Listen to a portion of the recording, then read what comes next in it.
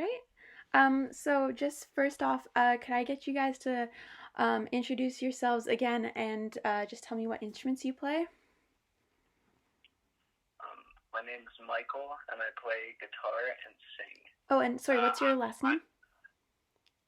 Oh, my last name? Yeah. My name is Michael James Stipe. Oh, we had to qualify it right there. Yeah, you get all three. Awesome. I'm Brian Doherty, Doherty, Okay. keyboard, and I play drums and percussion, but there's no percussion on our record, so it's just drums. Okay. My name is Cory, Paternoster, Cory, Paternoster,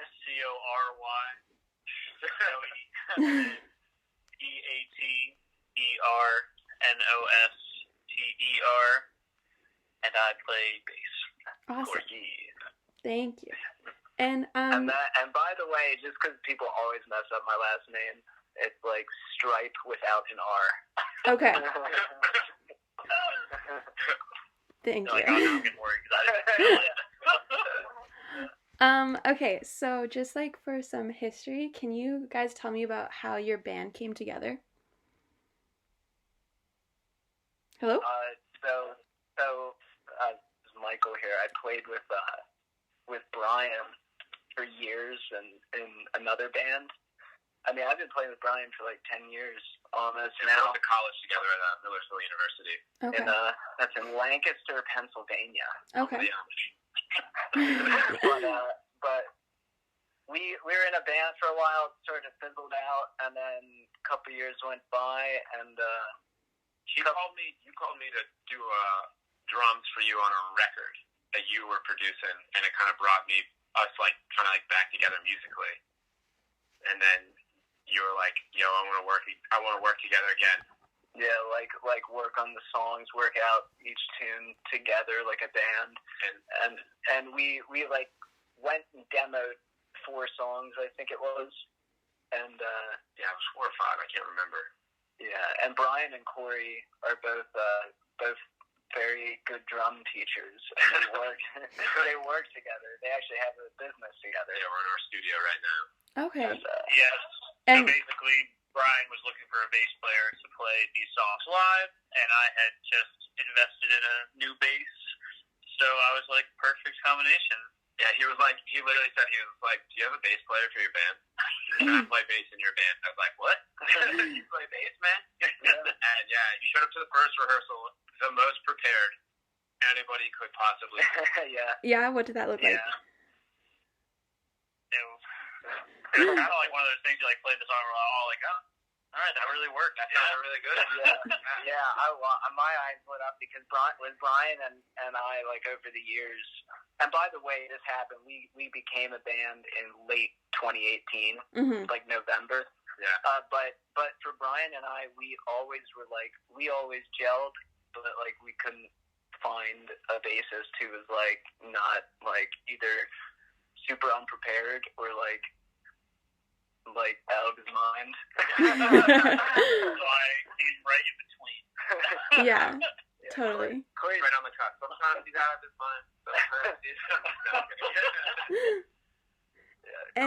Cory's funny. He makes us laugh, so we keep him around. And then we give each other a hard time. Yeah. And can I ask you about the origin of the name Northern Gloom? Why, yes. This is a good one. Okay. I like telling this story. We're not a heavy metal band.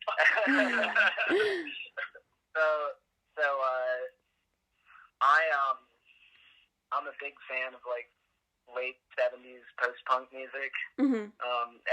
And I was in Canada actually. The band actually started in Canada because I went to this music store in Kensington Market in Toronto, and I played this guitar which I ended up buying. And while I was in Toronto playing this guitar, I heard this band called Killing Joke from the late 70s, and I kind of heard them, and I was like, wow, this is kind of what I've been trying to get to sonically with Brian for years. For years. Yeah, for years, and it was like it just kind of clicked, and like songs, like I write new songs all the time just because they kind of like showed me, you know, how to do it right for this style of music, this, you know, post-punk style of music, which is really I think the big thing with that style of music is, yeah, it's up-tempo and tribal, but like the lyrics are very meaningful, and that's especially why I got into Killing Joke, because they were able to say important things that need to be said, but in a very melodic way. That wasn't like, you know, them trying to fit a message into a song. It's just kind of like everything is in its right place, you know, and the words are moving. For sure. And if that makes sense. But Killing Joke, where that ties into the name is that they got their start with Joy Division back in the UK, and Killing Joke's from Nottingham, which is more southern, and Joy Division was from Manchester. So Killing Joke is like real up-tempo stuff. For Joy Division was more gloomy, down-tempo music. And so isn't that part of England like a very industrial? Well, yeah. It's the term, basically. When they would tour together, they used to say Southern Stomp and Northern Gloom. So Killing Joke was Southern Stomp, and Joy Division was Northern Gloom. And I don't know, I just love that name. That's kind of funny because people dig it now, I think, but like I was sending it out to people like when we first started, you know, like labels and stuff, and they're like, "Why Gloom?"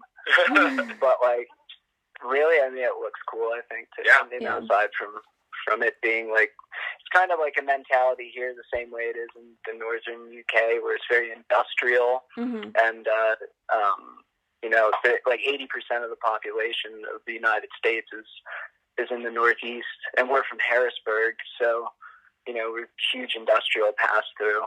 Yeah. And it's just kind of every green space there's been as, you know, I've grown up, they fill it with apartments or some shit like that, you know, or a new factory, you know, just exploitation kind of. Yeah. And you kind of mentioned this a minute ago, but that leads me into my next question, which was, can you tell me about what genre of music do you consider yourselves to be, and who are your influences? Well, definitely post-punk. Yeah. I would say, and post-punk. I think another one of the things, I don't know if you said this, Mike, but like, one of the things that we really try to do is make sure that the music, you can dance to it.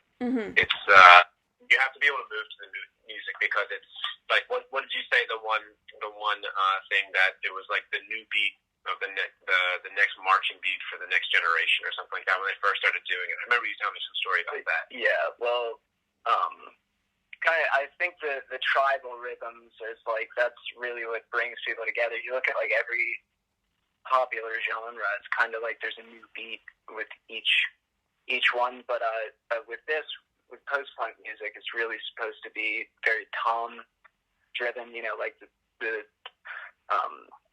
more rounded drums on the kit. Circles. Yeah, the one not the not the loud. Yeah, not the loud. Yeah, it should be something that like people can join in with. You know, like tribal beats are simple and repetitive, and that's one thing that Killing Joke and bands like Killing Joke, and then there's Wire, Gang of Four. Four Rocks. We've been listening, me and Brian at least. I know you have two, Modern English, good bit. Yeah, Modern English is great. They're a little bit more on the poppy side of things, I would say. But I mean, definitely the idea and what, like, not stagnant rhythms, but just things that you can layer through intensity and density of music. Yeah, rather than like changing the whole part completely, it's more so like layering stuff. Yeah, I like to call it indensity. Another. You heard it first. Yeah, boy. You heard it here. Another group that's really, there's two other bands that for me, like writing wise, are really, really important, and that's one is the Chameleons. Yeah. I think if you listen to like Killing Joke, The Chameleons, and also a newer band called the Brian Jonestown Massacre. Oh, I know them. Yeah. That's where we really. I mean, that's like us. I think if I had to describe our sound to somebody, those three bands, especially with like. I mean, we haven't even released our first record yet, but like the new stuff we're working on for the second record, it's like it's got more of a Brian Jonestown Massacre feel to it. Not the psychedelic side of it, but just like there's a grooviness to it. You'll have to hear it. Yeah. And can you tell me about the process that went into making your latest release? This isn't a revival; it's a revolution. Yeah, so those three songs are actually just three songs off the record that we recorded probably back in April at this point. It was in April. It wasn't March. It was March. It was the first week of March because I had just bought my house. 2019. Yeah. March of 2019. So I think it was March 12th. I think it was. Yeah. So if you think about that timeline, so we literally met and started playing in October of 2018, and then only how many months later? 6 months later, recorded the record. And what we did was there's this place in Downingtown, Pennsylvania, right near where Brian lives, and it's a suburb of Philadelphia, essentially. And it's we recorded a studio called Noisy Little Critter, which is actually where I work with the head engineer Mike Bardstick. It's his studio, and we pretty much it's like this big tracking room. So we isolated our amps, and we're in the same room with Brian. We pretty much cut the whole thing live, other than the vocals, and I think there was one of the added guitars as well. But everything, all the takes, like most of the guitars, bass, and drums were cut live, and we did that all kind of because, like, at the time we had pretty much just been repping the crap out of all these songs, so we were pretty tight with them. We had worked out all the kinks, and we were playing them out live, and we were like, yeah, let's do it live. And honestly, since we got done mixing and mastering that record, it was probably done this summer, but we were kind of just like waiting this past summer. We were kind of like just waiting to kind of get it. I think it was done in like September, or right near maybe mid-August or something like that. Yeah. All the final masters and all that stuff. So then what we've been doing since then is we've kind of just been building content with it, because as if you've ever seen like the Instagram for Northern Gloom and like just kind of like the vibe that we've been kind of portraying, it's more so like just like we're building up to it, like the idea of like this is not a revival, it's a revolution. Yeah. So that's kind of like where it goes with that, with the recording wise. And then those, like I said, those three songs are just part of the record that we're going to be releasing here soon. Yeah. And I think those three songs too really like describe what our sound is. Mm-hmm. I think those are really good ones. I know for a fact the first two that I played for you were Spotlights and Onward, and you were just enamored by Onward. You were like, yo, this song is great, man. Yeah, and they're part of, like they said, full record. It's going to be 10 songs, and we actually recorded a cover, so 11 total. Mm-hmm. But the record, the actual release is going to be called Watch ... There it goes. And we had go ahead. I was going to ask you what the meaning was behind the name. So if you could tell me the meaning behind like the initial name and then the name change as well. So you mean this is not a revival, it's a revolution? Yeah. And then Watch Their Case. So that's kind of post-punk had like a second movement in the early 2000s, if you know bands like Interpol or The Killers. Mm-hmm. And we like that stuff, but I don't really want to associate with that type of music because it's more on the poppy side, less on the like social commentary side, which is like what we're about.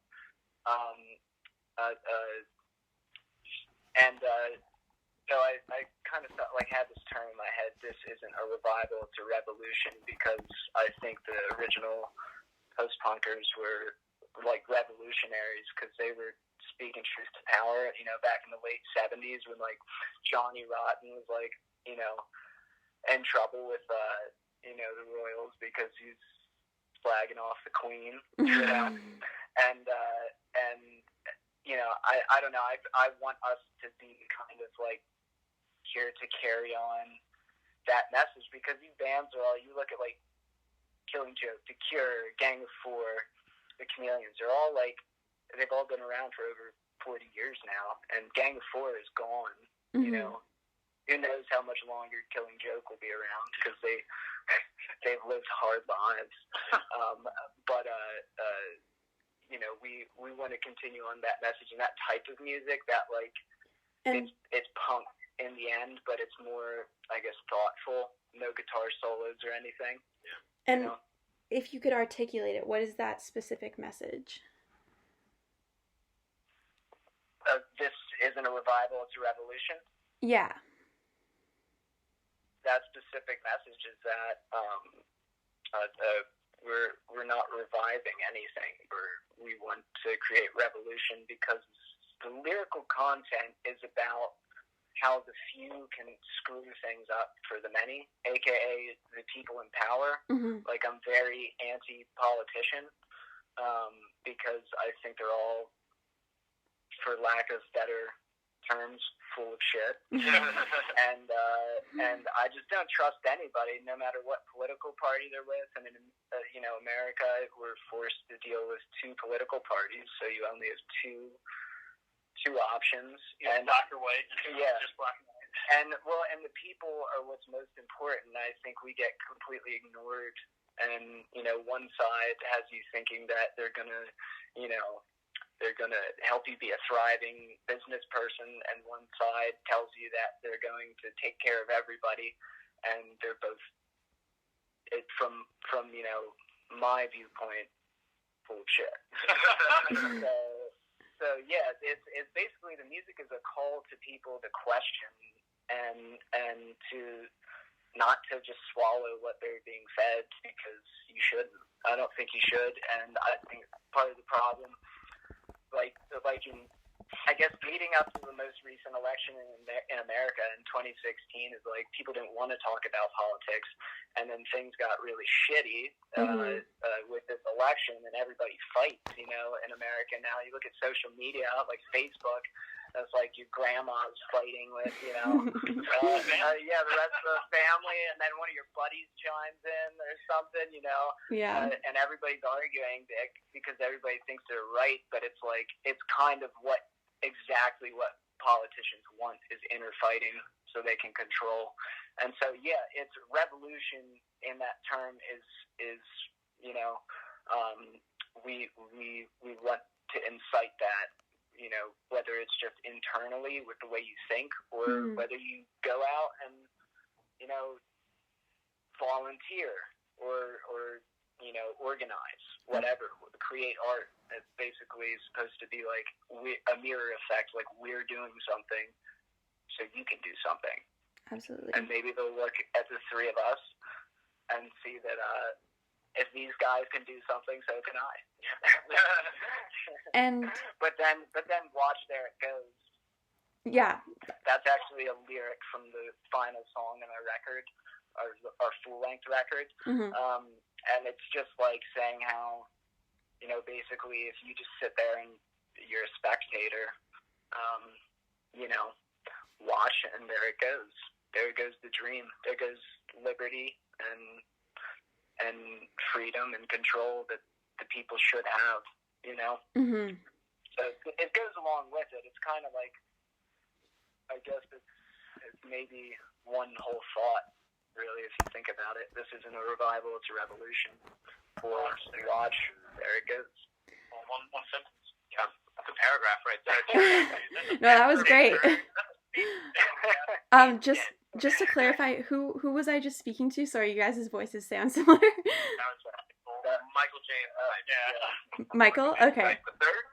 No, I'm kidding. But something that's very important to us, aside from that, is and part of the reason we're talking with you is we're playing with an all-female band from McGill University called Nervous Nancy. Oh yeah. On the 4th of April. Yeah. And we're very adamant that the patriarchy is a problem. And women get it. Women get it. They understand. I'm like, well, I'm like friends with some bands that are like, because I go to McGill obviously, and some of my friends are in Nervous Nancy, and they're really great. Oh, awesome! Yeah, Yeah. like, we're really looking forward to meeting them. Like, They're pretty cool. Yeah, I mean, they did an interview with you guys, and I read what they were saying, and I just think they have a great attitude and energy. They have such great energy. You watch their like videos. I think they have some stuff up on Instagram. It's just like, power. And I think it's especially with rock music, with heavy music of any sort. It's such a dude dominated thing. And like I whenever we book shows, I try and fill the bill with as many non-male performers as I can. Yeah, not because a show in New York as well. What was that group that we're playing with? We're playing with a 4-piece Japanese girl band called Hard Nips. That's awesome. Yeah, they rule. And you played it all. Well, I guess it was an all-girl group that was like Battleman too. Yeah, I also play bass in a band with three girls, but it's like we as men, I think like you can't just like keep hanging out with dudes all the time. It's fucking boring. Yeah. It's stupid. Like girls, like I don't know. I think now's the time for girls and binary people,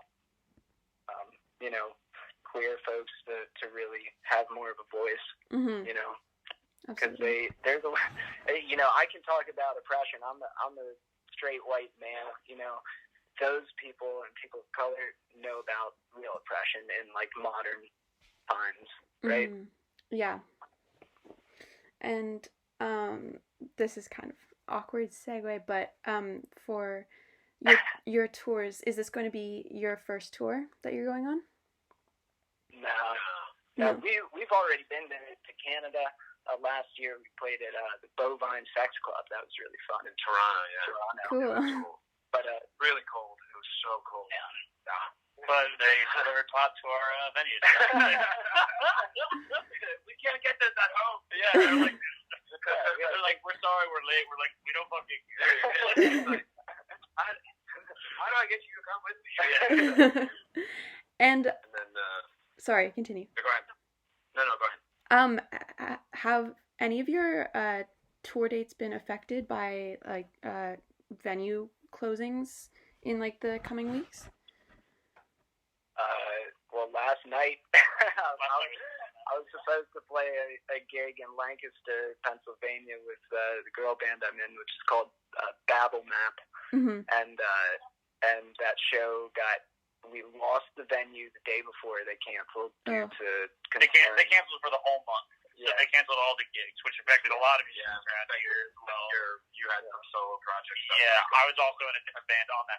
I went from having 2 gigs last night to having 0 gigs last night. Yeah. Wow. But as of right now, they rescheduled it in Harrisburg and had a good show last night. Yeah, we found a venue that was not willing to cancel. They had somebody cancel on them, a band who didn't want to play. So we hit them up and they took us in. So we just played a long set. I played some Northern Gloom songs just solo because the guys can't just at the drop of the hat come and play. Yeah. But as of right now, it looks like everything, we're just going to kind of play it by ear. We don't have anything. We have one thing in Harrisburg, the end of the month, that we're just going to kind of play it by ear, and then coming in April and all that kind of stuff, we're just going to kind of play it by ear for now, just kind of take the precautions as they kind of see fit. We're in Pennsylvania right now, so we're just starting to see like some of the kind of like disease escalating a little bit more, but it's still slow. But it's one of those things where you're just like, I just don't know how bad it's going to be. It could get pretty bad if we don't take care of it now. So absolutely. Is it pretty bad in Canada right now, or is it's moderate? It's not too bad here yet because like obviously we've got a smaller population, but there's like that kind of creepy feeling. Yeah, for sure. I think I feel like we were there like probably like a week and a half ago. You know, we were all kind of like, oh, what's this? What's Yeah. this? We're like, oh, crap, it's here. I feel like we're probably like a week behind you guys or something. Yeah. It's definitely a little scary, but hopefully, we can all get smart about it. Just practice your social distance. Yeah. Anyway, we were just saying it's more so about just like avoiding large crowds and unnecessary things. Like when we get together, it's not like we're like, oh no, what's gonna happen? But it's like one of those things that like, all right, well maybe I don't need to go to this thing, or maybe I can just hang at home and hang out with my significant other or something like that. Yeah. Is there any talk in Canada? I'm curious about this. About closing down the border because actually I have some friends who are on a tour in the US right now, and they're like trying to race back to the border because it might get closed in like the coming days. Oh, for real? Yeah. Damn. Yeah. That's what we're concerned about because like if they close it down, we're not going to be. I'm Canadian, so I wonder if I can get it. Yeah. Brian is actually a dual citizen. Oh, awesome. Yeah. One in Toronto. Cool. Well, yeah, I'd keep an eye on that just because I know you guys have tour dates coming in Canada, so I'd keep an eye on that. But just more back to the subject at hand. How do you hope that Northern Gloom is going to continue to evolve over the coming years? I mean, I think the secret to any band, and this is no matter what project that you work in, is that you're always creating new content.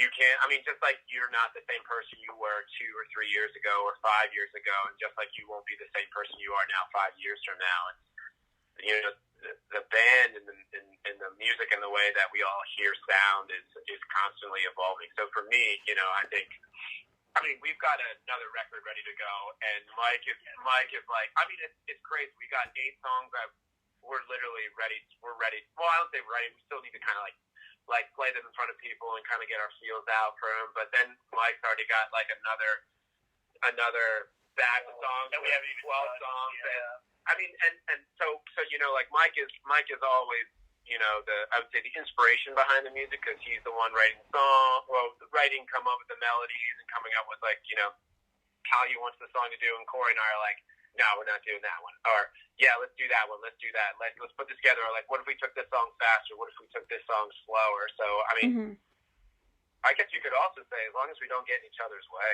That's a big thing. You gotta have a good balance. And it's definitely been good. I feel like most of the successful bands I've been in have had at least like 1 or 2 people that are constantly like bringing new ideas to the table, whether that idea comes to fruition or it's just kind of fleshed out and laid aside for later. Like, it's always good to have like new things to work on. Isn't that how the Stones did it? Was it? I mean, with Nick wrote the songs and Keith fixed them or something like that, or I don't know. The other way around. I think it was a good back and forth.